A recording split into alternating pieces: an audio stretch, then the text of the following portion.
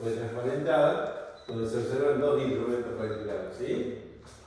Esto es lo que decía Daniela, que si vos en qué etapa lo dejás como obturación, lo que está arriba es puntapercha. Esto que se ve aquí es puntapercha, ¿sí? Entonces, depende en qué etapa de la conformación estés, vas a generar eso. Entonces, uno de los principales accidentes que tenemos es que estos instrumentos, como la pelota en Bolivia, decía el entrenador argentino, no dobla. Estos instrumentos tienden a mantener la rectitud de los conductos cuando no son rectos. Entonces generan ese tipo de imágenes, donde vemos que en el ápice hay una cierta curvatura, pero la conformación que llevó a esa obturación, claramente la vemos que no coincide con la luz del conducto, ¿sí? Ahí tenemos otra situación similar, donde ya hay una perforación, se labró otro conducto. ¿Está? ¿Se entiende? ¿Qué tipo de accidentes se generan con los manuales? Fíjense que esencialmente en una curvatura, como cuando vamos rápido con un auto, generalmente la tendencia, por fuerza centrífuga, es irnos hacia afuera. ¿Sí? Ahí tenemos otro de los defectos que puede generar es esas patas de elefante, ¿sí? Escalones, que si logramos podemos traspasarlo, hay veces que no, y directamente perforaciones, que esas perforaciones pueden ser a nivel apical o a nivel medio de la curva, ¿sí? Ahí se ve un poquito que está saliendo un poquito de cemento, y muchas veces eso se genera con instrumentos de acero rotatorios, ¿sí? ¿Y qué haces ahí cuando se fractura bien del medio? Como le dice Daniela, te pones a rezar, tal vez Dios nos ayude a curar, y también usas biocerámicos, ¿sí? O sea, limpias y utilizas alguna sustancia que ayude a que el cuerpo repare. ¿Lo mismo apical? Lo mismo de apical, sí. Sí. Bueno, ahí vemos distintas formas de accidentes. El primero es un bloqueo, y ese bloqueo, si nosotros tenemos puntos activas, generalmente desviamos, generamos la pata del elefante, que es la del medio, generamos una perforación, ya sea a nivel apical o a nivel medio de la curva, ¿sí? Pero la pata de elefante es algo malo. Es algo malo, ¿sí? Porque acordate con qué vas a rellenar vos. Con un cono de puntapercha, generalmente a nivel de la punta cada vez es más fino. ¿Cómo haces para rellenar eso? Hoy con los nuevos materiales se puede rellenar, pero no es un defecto del tratamiento, ¿sí? Vos vas desplazando, la preparación se va desplazando hacia la parte externa de la curva en ese sentido. ¿Estamos? Y esto es un accidente posible, como hablábamos de la anatomía, ¿se acuerdan de la anatomía del premolar superior, la raíz vestibular? Que hay una zona peligrosa porque tenemos una concavidad, ¿sí? Que si nos vamos al diente siguiente posterior se transforma en dos raíces eso. Entonces nosotros tenemos una anatomía más bien arriñonada, entonces es posible que esa perforación se nos produzca ahí. O también el uso indiscriminado de perforadores para la utilización de postes.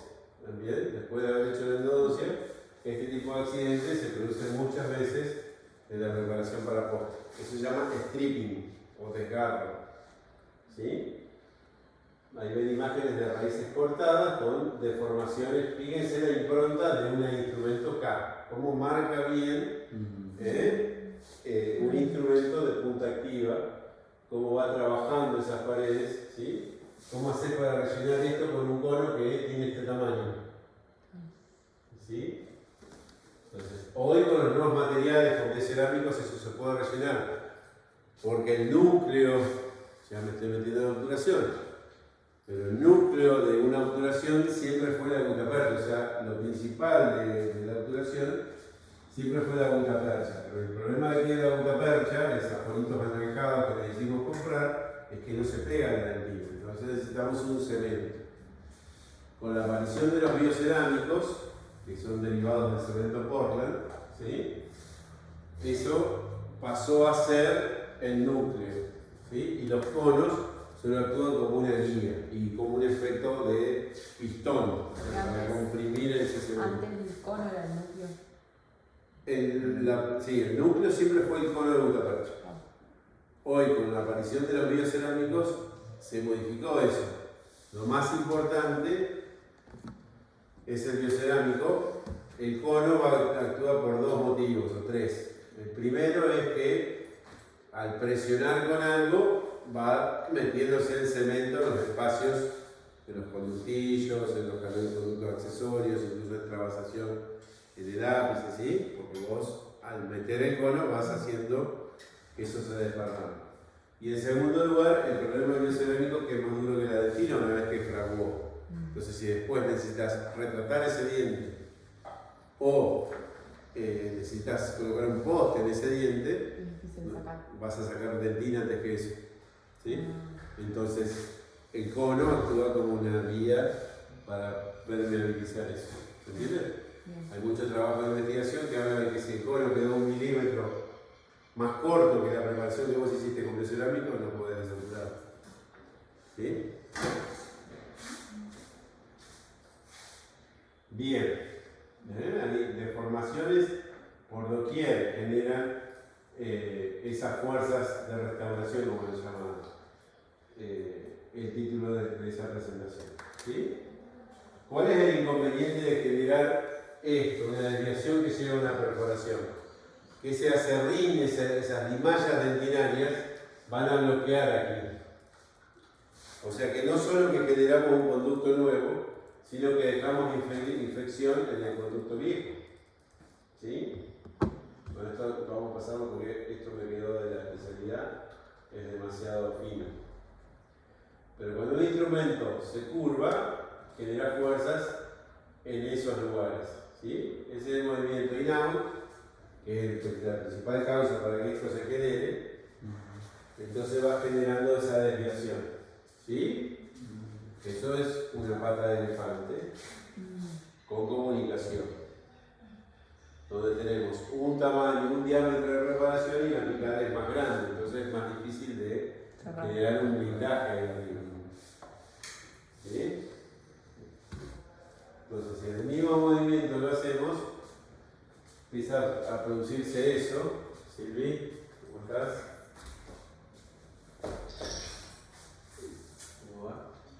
Y generamos ese transporte, que es lo que hablábamos recién. Eso es una pata de elefante, pero con la construcción hacia arriba. Y si nosotros generamos eso, muchas veces no logramos la permeabilidad, o sea, no logramos enhebrar ahí porque se fue bloqueando. ¿Sí?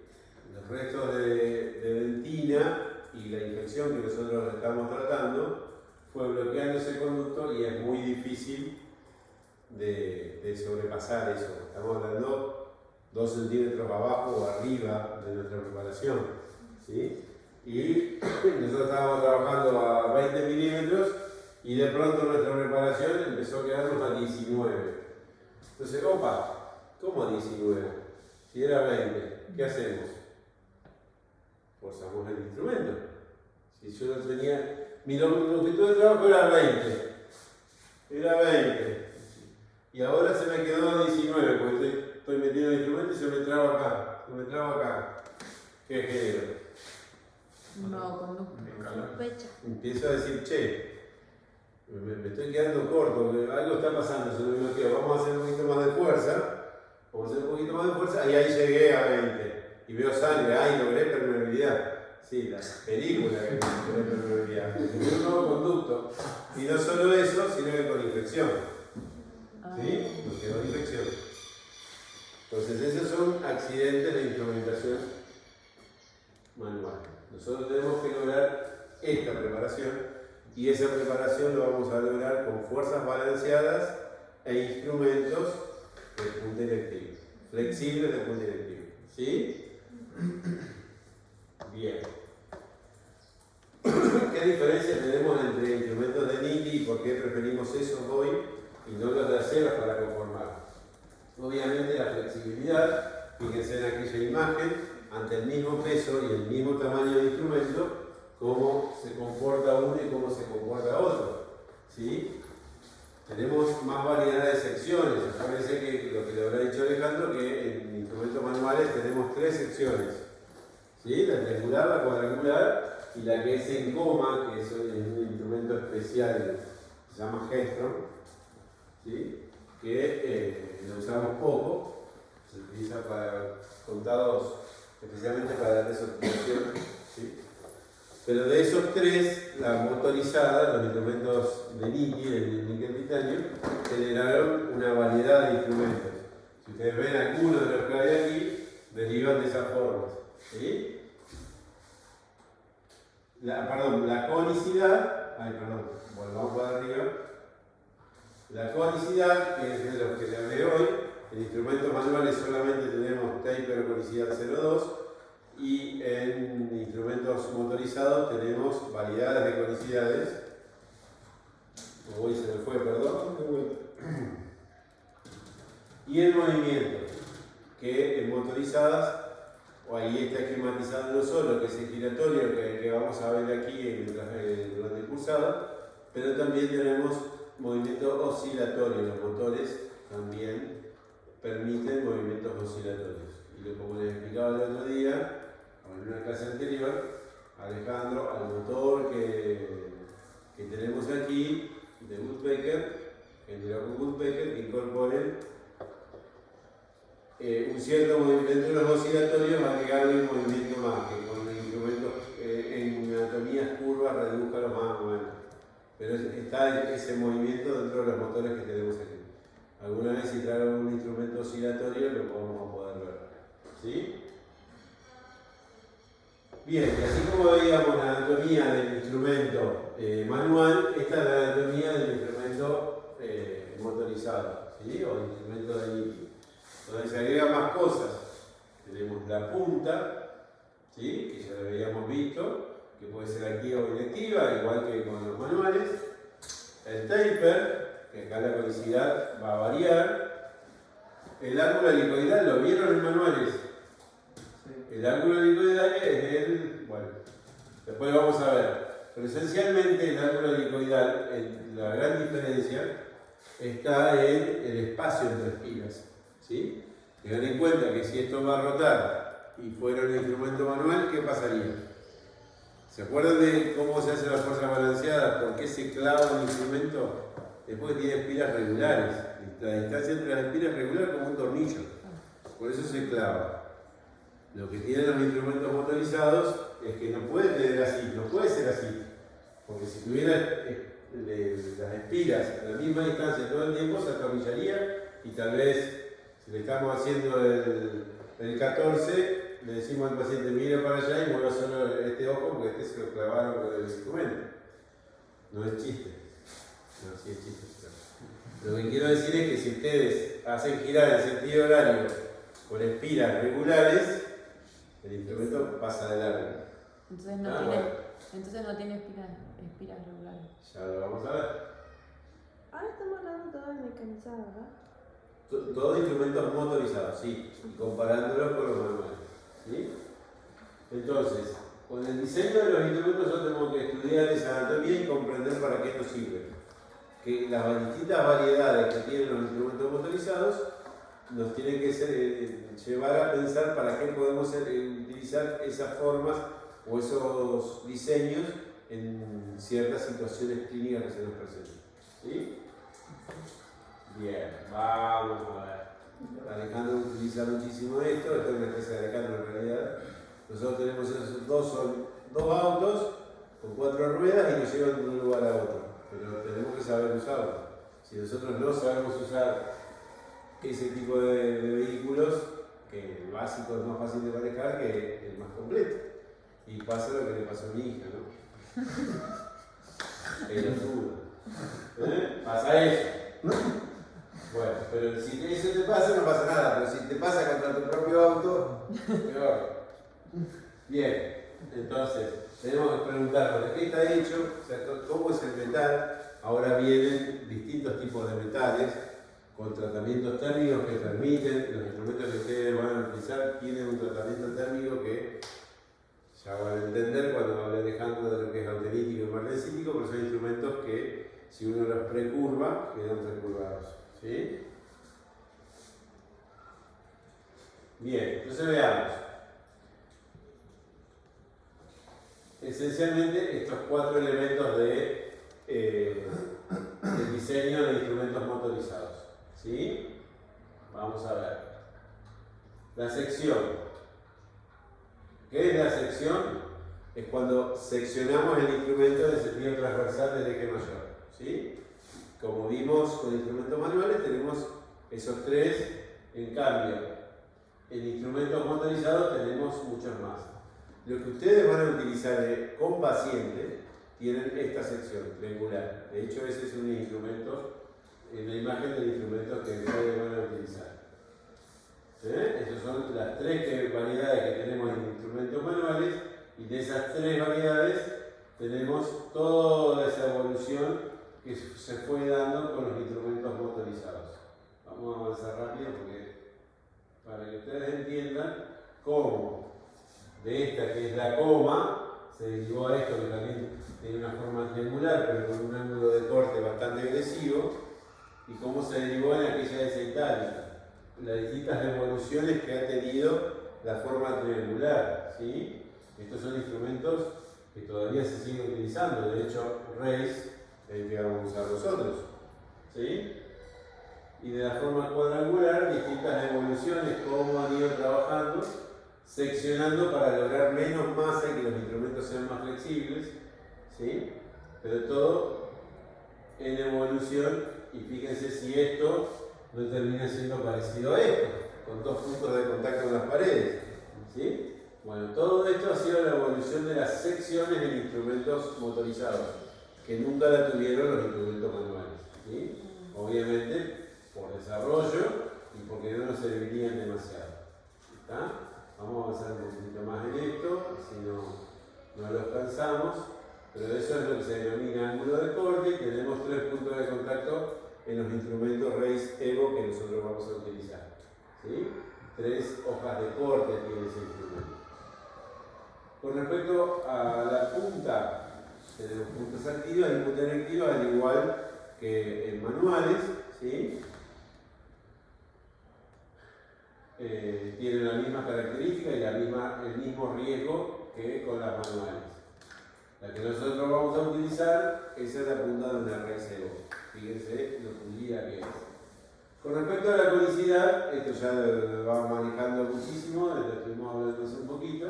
Tenemos instrumentos de mucha conicidad, instrumentos cilíndricos e instrumentos de baja conicidad. ¿Sí? Pero no solo eso, porque podríamos decir, bueno, vamos a avanzar, esto no lo entienden, la sección, el tamaño, lo van entendiendo.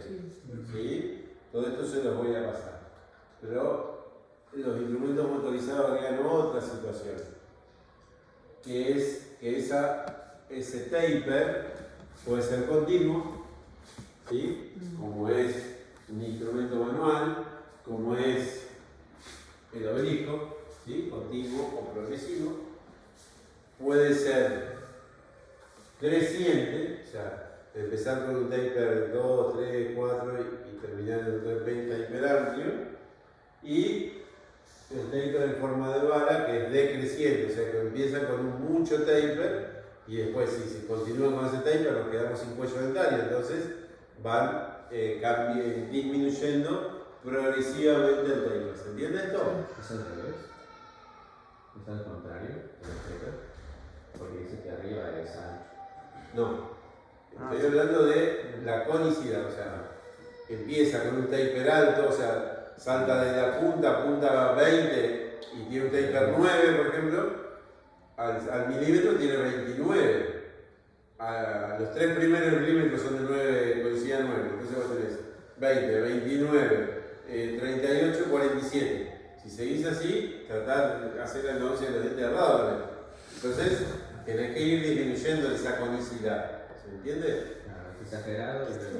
Claro. Esencialmente los que vamos a utilizar nosotros tienen estos 2 tapers. ¿Sí? La de acceso tiene esta forma porque tiene una punta más bien aguda pero que va ampliando, y después continuamos con los de taper continuo.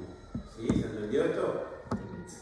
Bien. O sea que a los tapers, al taper convencional que traen los manuales, se le agrega acá que puede ser creciente, o sea, a medida que nos alejamos de la punta va aumentando el taper, o decreciente, y tomen como referencia, a ver si está en esta imagen. A ver, es eso. Está representado en esas imágenes, ¿sí? El decreciente tiene una forma de bala, el creciente tiene más forma de Torre Eiffel y el continuo más como el obelisco de Buenos Aires, ¿sí?